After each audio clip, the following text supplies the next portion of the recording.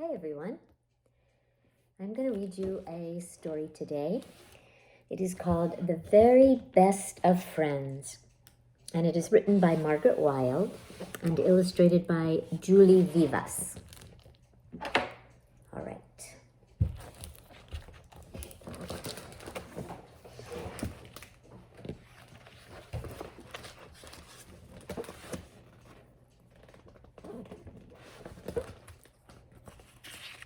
Sometimes the title page will give you a hint of what's coming in this story. Jesse and James lived on a farm with 50 cattle, 20 chickens, 4 horses, and 3 dogs. But there was only one cat, William.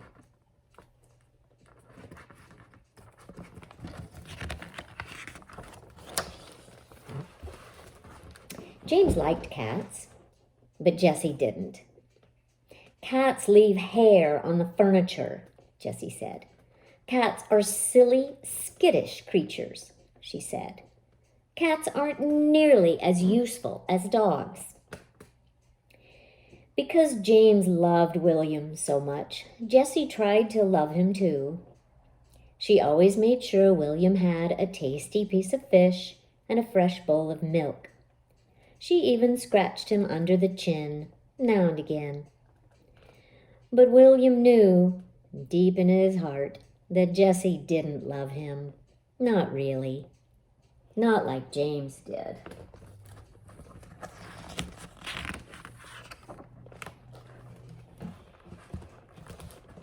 William was careful not to bother Jessie too much. He tried very hard to show her that even cats can be useful. At the front gate, there was an old fridge they used for a letterbox. Every morning, William watched the postman put letters in the freezer and junk mail in the meat tray, telegrams in the butter box, and parcels everywhere else. William meowed loudly to let Jessie know that there was mail. But Jessie didn't seem to understand what he was trying to tell her. She just said crossly, "Stop that dreadful caterwauling! Off with you now! Off!"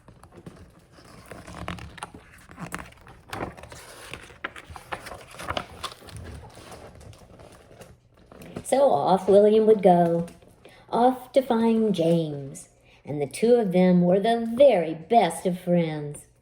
Together, they plowed the fields and mucked out the stables and dropped bales of hay for the cattle. But William always made sure he was inside the truck when Boss the Bull came near.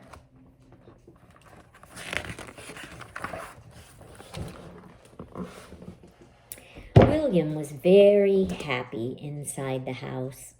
He had a basket near the fire, 2 shining food bowls under the kitchen table, and a flap in the kitchen door so he could come and go as he pleased. In the evening, Jessie wrote letters to her 101 pen pals, and James watched TV. William snuggled on James's lap and purred like an engine.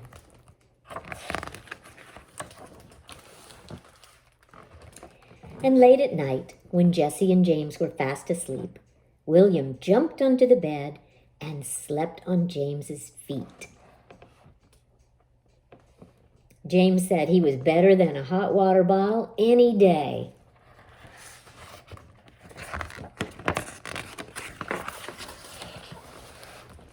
Then, one Sunday morning, James died suddenly.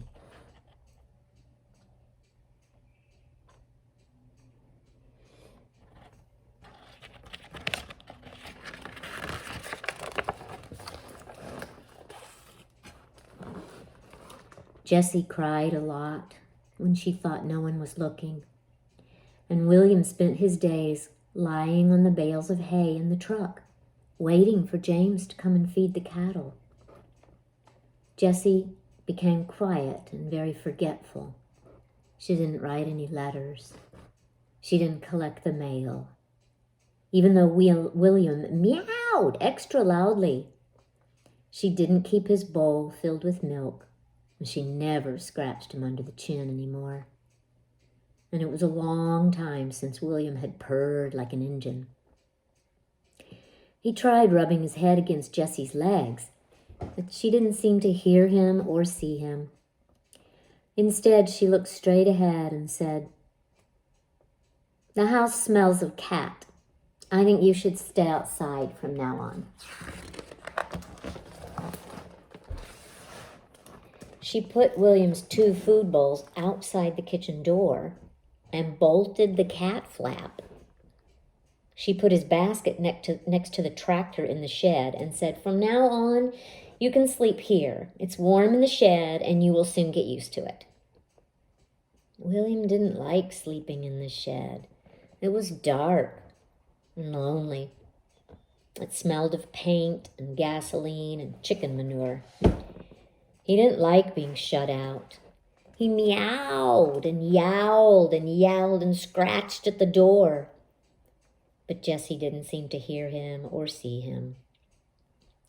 Sometimes when she opened the kitchen door, William dived into the house and crouched under the table.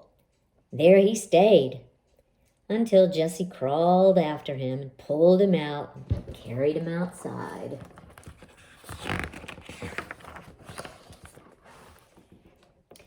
So William chased the chickens and swung on the washing, rolled in the vegetable patch, but Jessie didn't seem to hear him or see him.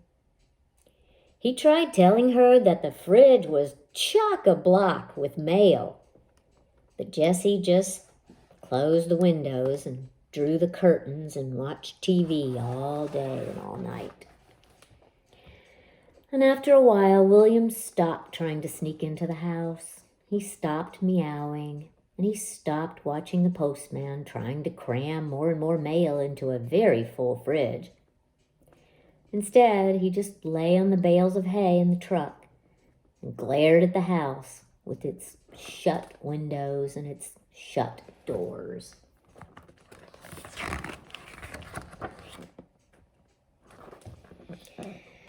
And late at night, William prowled the country roads and fought with cats and hunted anything that moved.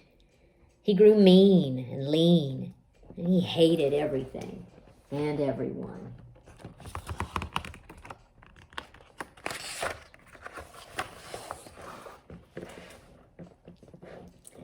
One morning, when Jessie put out his bowl of leftovers as usual, William hissed at her and scratched her on the hand.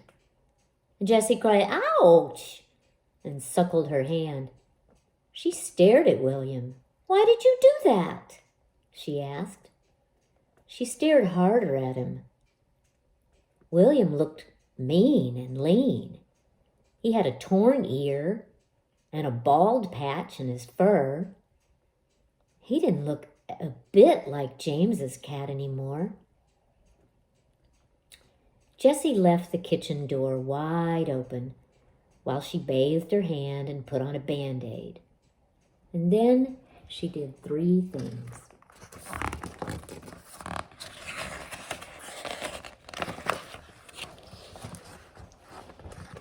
First, she unbolted the cat flap. Then she brought in William's 2 grubby food bowls, washed them, and put them under the kitchen table. Last of all, she fetched his basket from the shed and put it near the fire. "I'm sorry I've been so mean to you," said Jessie, "but I think I'm better now. Will you come into the house with me? We could get to know each other. Perhaps one day we could be the very best of friends." But William stalked off, eyes flashing, tail in the air. He crouched under the tractor, and there he stayed, until Jessie crawled after him and pulled him out and carried him into the house.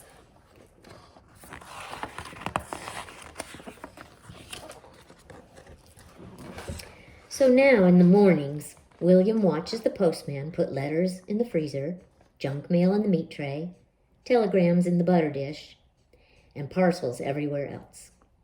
He meows loudly to let Jessie know there is mail, and Jessie says he's a very useful cat and always lets him help unwrap the parcels. Then he and Jessie plow the fields and muck out the stables and drop bales of hay for the cattle. And both of them make sure they are inside the truck when Boss the Bull comes near. In the evenings, while Jessie writes letters, William snuggles beside her and purrs like an Injun. He knows, deep in his heart, that Jessie is beginning to love him a lot.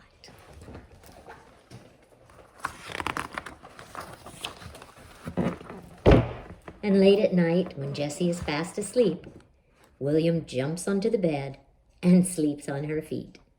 And Jessie says he is better than bed socks any day. The end.